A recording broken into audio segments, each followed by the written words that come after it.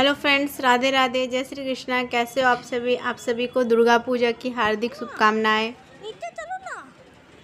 तो ये फ्रेंड्स, ये ब्लॉग है सप्तमी का। मैं निकली थी मार्केट भोग लाने के लिए दुर्गा पंडाल में। तो फिर हमारे पास में एक मूर्ति बैठती जहाँ का पंडाल का विशेष महत्व है, सबसे बेस्ट पंडाल वहाँ पे बनाया जाता है।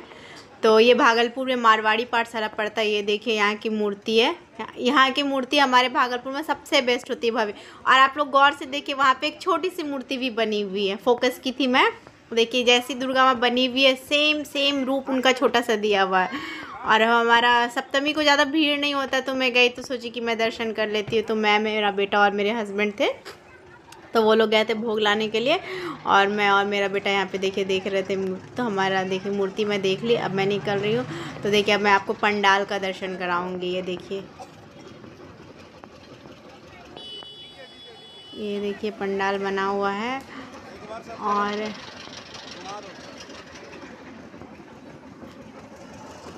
ये सबसे बेस्ट पंडाल था भागलपुर का। और काफ़ी बड़ा फील्ड होता है ना, तो यहाँ पे बहुत ज़्यादा भीड़ होती है। आप नवमी और दशमी को तो यहाँ पे दर्शन नहीं कर पाओगे, ये भगदड़ मचने लगती है। तो फिर मैं सप्तमी को ही प्राय चली जाती हूँ। और अब ये देखिए, ये अष्टमी का ब्लॉग है। अष्टमी के दिन हमारा अष्टमी का व्रत होता है। तो फिर मैं मंदिर जा रही थी पूजा करने के लिए, तो उसके लिए मैं रेडी हो रही हूँ। आलता लगा रही हूँ पैर में, आलता वगैरह लगा के। साड़ी देखिए न्यू पहनी हूँ, पीला पीला साड़ी पहनी थी। अष्टमी को प्राय हम लोग पीली साड़ी ही पहनते हैं। पूरे दिन का फास्ट होता है। फिर रात में थोड़ा, शाम सूर्यास्त के बाद थोड़ा सा मीठा खाती हूँ, फलहारी जिसको बोलते हैं, फल वगैरह, साबूदाना वगैरह।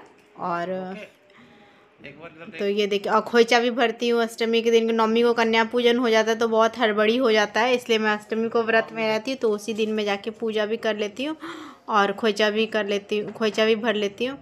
और हमारे यहाँ कांच की चूड़ियाँ नहीं पहनाता। कोई भी हम लोग व्रत या त्यौहार करते हैं ना, तो लहठी पहनते हैं, लाह का, जो शुभ माना जाता है हमारे बिहारी में।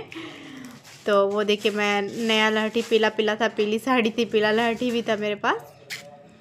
और उसके बाद भाई घर में जो पूजन होता है वो करती हूँ, कि मैं नवरात्रा में रहती हूँ 9 दिन। तो पहले घर में जो पूजन डेली का होता है वो कर रही हूँ, उसके बाद मंदिर जाऊँगी। क्योंकि घर में जो पूजा होता है वही श्रद्धा से होता है। मंदिर में तो इतनी भीड़ होती है ना, कि सिर्फ आप दर्शन करो या और थोड़ा बहुत पूजा जल वगैरह कुछ नहीं चढ़ा पाते हैं। तो घर में पूजन होती है एकदम श्रद्धा से। और घर का पूजा ही बेस्ट होता है। जो भी आपकी मनोकामना होती है वो पूर्ण होती है। ये 9 दिन का जो पूजा होता है उसमें मन को बहुत शांति मिलती है। और एक अलग ही माहौल हो जाता है घर में नवरात्रा के समय। सभी के घर में ऐसा होता होगा, काफ़ी भक्तिमय माहौल हो जाता है। और मैं दुर्गा चालीसा का पाठ कर लूँगी। दुर्गा चालीसा का पाठ करने के बाद आरती करूँगी, फिर मैं मंदिर जाऊँगी। तो देखिए फ्रेंड्स, मैं दुर्गा चालीसा का पाठ कर लेती हूँ अभी।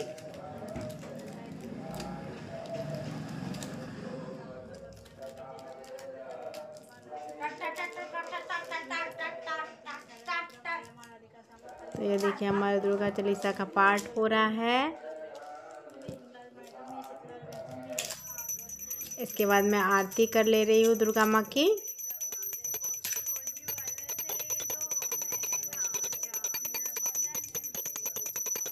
आप लोगों को मेरा ब्लॉग कैसा लगता है? अगर अच्छा लगता है तो प्लीज़ लाइक और कमेंट्स किया कीजिए, शेयर किया कीजिए, मेरे चैनल को सब्सक्राइब कीजिए प्लीज़। आप लोगों के सपोर्ट की मुझे ज़रूरत है। Please support me guys.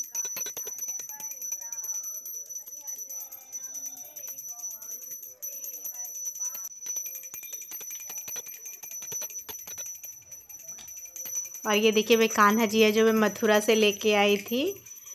और ये हमारे माँ और बाबूजी की फ़ोटो लगी हुई है। तो उन, जब भी मैं पूजा करती हूँ डेली, तो उनको भी आरती दिखाती हूँ। और ये देखिए, मौसम बिल्कुल ढका हुआ था उस दिन, क्योंकि बारिश हुई थी हमारे साइड में। तो बिल्कुल अंधेरा अंधेरा सा मौसम था। और अभी हमारा आरती हो गया है।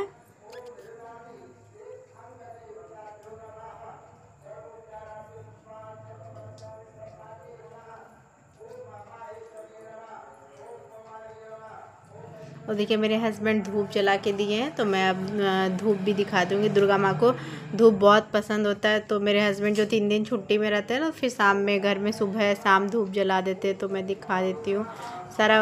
हम लोग गोईठा जो होता है गाय गोबर का, एकदम शुद्ध उसी गोईठा में धूप जलाते हैं हम लोग, तो उसके धुआं से पूरा घर एकदम वातावरण एकदम शुद्ध हो जाता है। जो भी नेगेटिव एनर्जी होती है वो ख़त्म हो जाती और पॉजिटिव वाइब्स घर में आ जाती है। और अब ये एक दिन के बाद का ब्लॉग देखिए, नेक्स्ट मॉर्निंग का है। नवमी को हमारा कन्या पूजन होता है, तो जो कन्याएं आई हुई थी उनको मैं महावर लगा रही हूँ। आज के टाइम में बहुत ही मुश्किल होता है कन्या को लाना, क्योंकि सबके घर में प्राय कन्याएं बहुत कम ही मिलती हैं। तो फिर मेरे आसपास में जो 5-6 कन्याएं थी उन्हीं को मैं बुलाई थी। 9 कन्याएं तो मैं नहीं कर पाई थी, पर जितना मेरे से हो पाया मैं कोशिश की कि मैं उतना करूं। तो 5-6 कन्याएं हुई थी, और एक सबसे छोटी थी मेरी भतीजी जो 8 महीने की थी, उससे मैं बुलाई हुई थी। देखिए ये बैठी हुई, इसको इतना गर्मी लग रहा था कि ये सारा ड्रेस जो फ्रॉक वगैरह पहन के आई थी सब कुछ खोल दी थी, और एक सिंपल वाला जो टॉप होता है पतला फीता वाला वही पहनी हुई थी। इसको इतना गर्मी लग रहा था, इतना ये बदमाशी करती है। तो सभी कन्याएं देख खा रही थी। मैं बनाई थी उस दिन कचौड़ी और सब्जी और हलवा था, मिठाई था, बुनिया था, और ये सब कुछ मैं सेंधा नमक में बनाई हुई थी। और ये देखिए मेरी बहन उसे खिला रही है। ये बिल्कुल भी बदमाशी करती है, खाती नहीं है। बैठ के खिला तो खा रही है। देखिए कैसे देख रही है वीडियो में। मोबाइल बहुत अच्छे से देखती है, वीडियो खूब बनवाती है। और ये देखिए मेरा बेटा भी है, और इधर जो कन्याएं थी वो लोग हैं। अब सबका खाना हो गया है, तो फिर मैं देखिए माथे में पट्टी बांध रही हूँ और सबको गिफ्ट दूंगी। सबके लिए मैं गिफ्ट लाई थी। वीडियो जिससे जितना हो पाता उतना करता है। मेरे से जितना हो पाया मैं उतना करती हूँ। जितना भी करो बस श्रद्धा से करो, बस अम्बे माँ की कृपा हम लोगों में बनी रहे, बस यही चाहती हूँ। किसी तरह मैं अगले साल भी पूजन कर पाऊँ। और ये देखिए मैं पूरा पेंसिल का पूरा सेट लाई हुई थी, उसमें पेंसिल, इरेज़र, शॉर्पनर, स्केल वगैरह था, तो वही मैं सबको एक एक दे दूँगी। और जो दक्षिणा होता है वो भी दूँगी।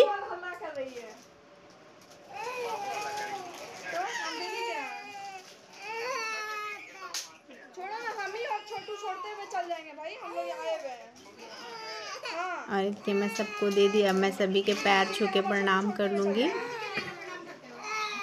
ये देखिए कैसे रो रही है। सबके पैर छू के मैं प्रणाम कर लेती हूँ। उसके बाद हमारा कन्या पूजन अच्छे से हो जाएगा।